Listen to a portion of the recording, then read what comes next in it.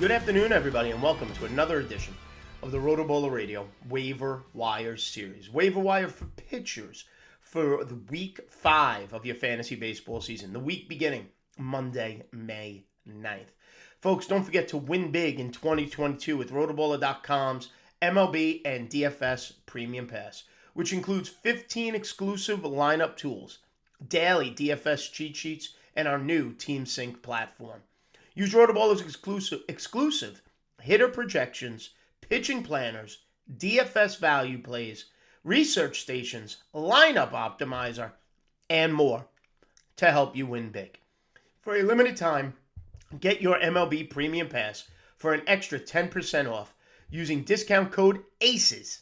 Visit rotoballer.com, sign up today, and start rotoballing like a boss. All right, everybody. Hopefully you already checked out the hitter waiver wire for Week 5. Time now to check out some pitchers. And guys, while you're watching, don't forget, hit that like and subscribe button to get all of the great RotoBaller YouTube content as well. Download the app onto your phone. Get all the best up-to-date news and information for whatever sport, baseball, football, you name it. The RotoBaller app has you covered there as well. All right, couple of pitchers to hit on here, and my number one, first player I'm mentioning is my number one pitcher ad of the week. And it's crazy that he pitches in Colorado, but we can't ignore Austin Gomber anymore. I mentioned him last week. I'm doubling down on it this week, but Austin Gomber of the Colorado Rockies needs to be added. I just did it in a league where I do with my that I'm in with my co-host Josh Hayes on SiriusXM. 9% rostered on Yahoo. Come on now, that's getting a little bit ridiculous.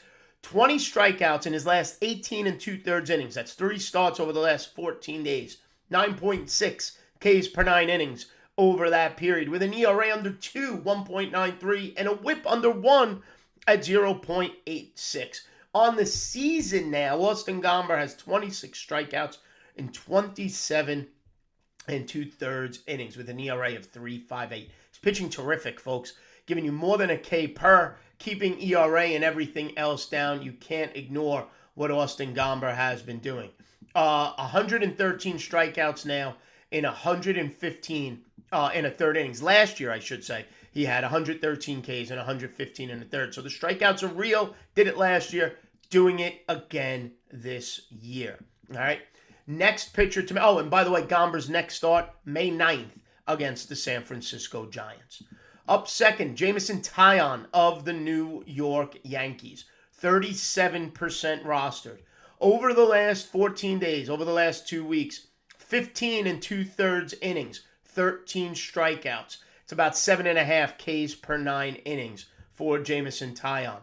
He's pitched to an ERA over those 15 and 2/3 innings of 2.30. On the season, Jameson Taillon's ERA is at 2.84. Batting average against sits at 2.73. Now, his next start, you'd say, Anthony, I can't roll Jameson Taillon out in his next start on May 10th against the Toronto Blue Jays. Well, first off, let's see when that next start actually occurs. Yankees have had a couple of rain delays this weekend. This is Saturday morning, May 7th. Another rain out later today for the Yankees, so starts can get pushed back. But currently slated for May 10th against Toronto. That being said, Taillon's last start, May 3rd, was also against Toronto, and he went 6 innings, 4 Ks, and only 1 earned run. So he's not intimidated by that Blue Jays offense. 21 strikeouts and 25 and a third on the season.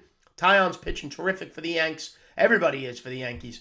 And he's only 37% rostered.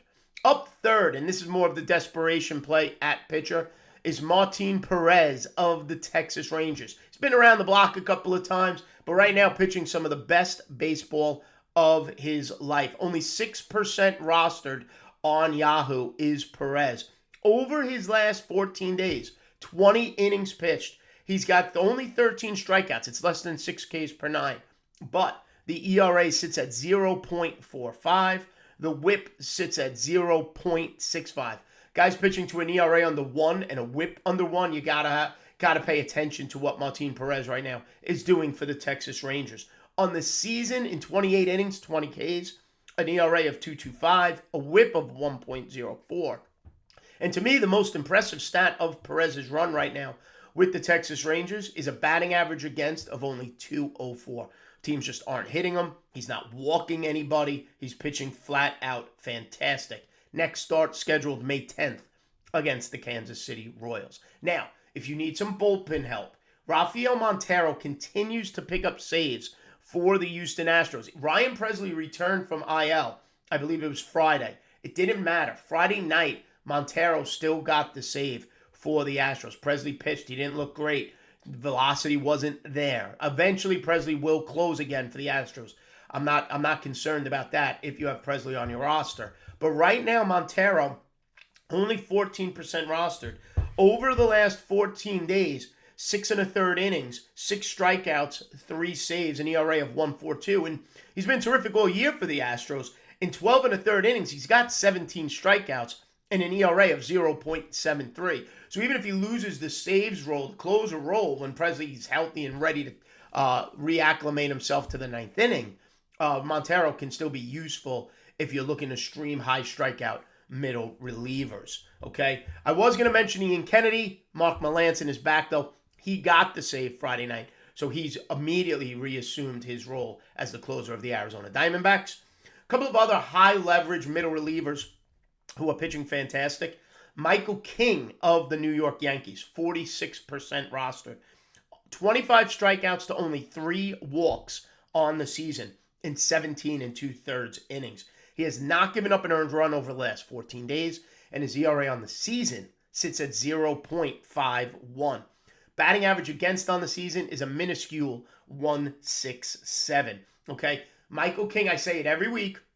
There's always a middle reliever or two I like to have in my lineup for, I especially in a daily lineup where I can rotate the starters in and out, keep my 2 or 3 closers, and keep 1 or 2 middle relievers, accumulate strikeouts, keep ERA low, whip low, and possibly, in a fluky situation, get a win or a save. Michael King right now, one of those relievers from the Yankees bullpen. And finally, another one of those type of relievers like Michael King. Michael King's going to get a lot more play. He's already 46% rostered. Is Griffin Jax of the Minnesota Twins, okay, who's less than 10% rostered. Now, Griffin Jax last season pitched to an ERA of 6.37 for the Twins. He was terrible. Flat out terrible. This season, his ERA is at 1.54 on the year, and over the last 14 days, it sits at an even 0. 15 strikeouts and 11 2/3 on the year for Griffin Jax. Okay, batting average against is at 233, and every now and then I like to take the deep dive on what's happening here. And with Griffin Jax, it was just very interesting, so I'll share it with you. Griffin Jax last year, when he pitched that 6.37 ERA, threw his fastball about 46% of the time. Sits at about 92, 93, 94. Last year was a little under 93. This year it's about 94 miles an hour. He threw it about 46% of the time. He has cut that usage in basically half this year. He's only throwing that fastball right now about 21% of the time. He's upticked his slider usage from 31 to 51%. He's using his curveball more from 9% to 15%.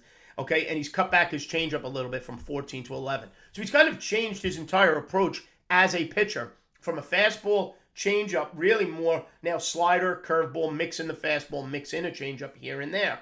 And it's led to terrific results. Like I said, ERA was 6.37. It's 1.54 right now. His whip right now is down to 1.11. That slider has turned into a knockout pitch for Griffin Jax and the Minnesota Twins. I don't expect him to become a closer or anything, but again, he is a dominant middle reliever who is accumulating strikeouts, can pick up wins, maybe even a save. He does have 1 save already this season for you. And right now, he's a freebie off the waiver wire. If you need a starter, I go Austin Gomber, Jamison Tyon, Martin Perez. If you need saves, short-term saves, not long-term, Rafael Montero of the Houston Astros, still picking him up as of last night. And then Michael King and Griffin Jax if you need a dominant arm as a middle reliever in your daily lineup setting. Don't forget, give me a follow on Twitter, folks, at Aniano Fantasy. Like and subscribe right here to the RotoBaller YouTube channel. Make sure you watch the hitter video for Week 5 as well. Go to rotoballer.com, sign up for that premium pass. Promo code ACES saves you 10% as well. And download the app, the RotoBaller app, onto your phone immediately for all the latest news and information you need for for whatever fantasy leagues you're in. All right, everybody. Stay smart, stay safe. We will see you next week. Have a good one, folks.